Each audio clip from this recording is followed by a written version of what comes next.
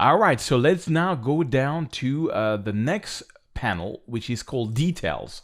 Details is all about sharpening and all about noise reduction. So I have a habit of trying to shoot my photos at 100 ISO and to slightly underexpose them. So if we zoom in a little bit, I'm not sure you will be able to tell. Let's go here on top where it's a little darker. You should see here a little bit of noise. Not that much because I'm shooting with a Sony a7R III and it's a very noise-free camera.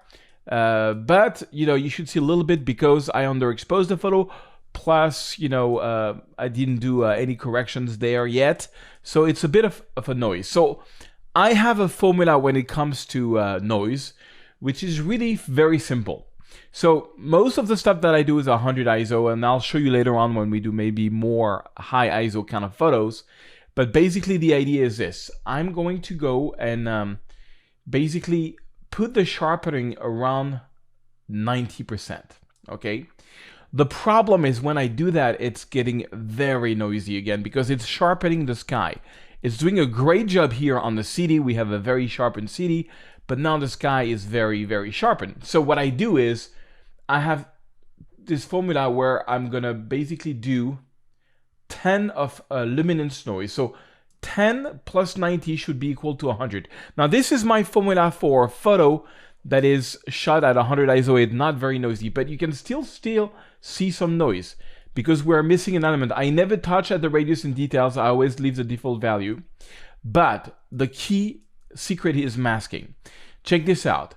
When you hold on the Option key and you move to the right the masking, here is what happens. Basically, anything which is black is going to get mask. Black conceals, white reveals. So it's only going to sharpen where there is some white, okay? So that's you don't want to sharpen the sky at all. So I'm going to move this like in the 60s or 70s so that the sharpening of 90 that we're doing only gets applied on the sky. And as soon as I let it go, I got a very smooth sky and I got a really sharp city. Amazing. And check this out. If you want to go here and you can see the before and after of the details here. That's a little square before. Let's go up here so that you can see that a little bit better. Okay, you see here there's quite some noise and after. Wait for it, and now it's much more noise free. There is still a little bit of color noise. So the regular noise is just sort of grain, and what you can do also, and we'll see that later on when we do local adjustment because we can deal with that. I'll show that in a later video.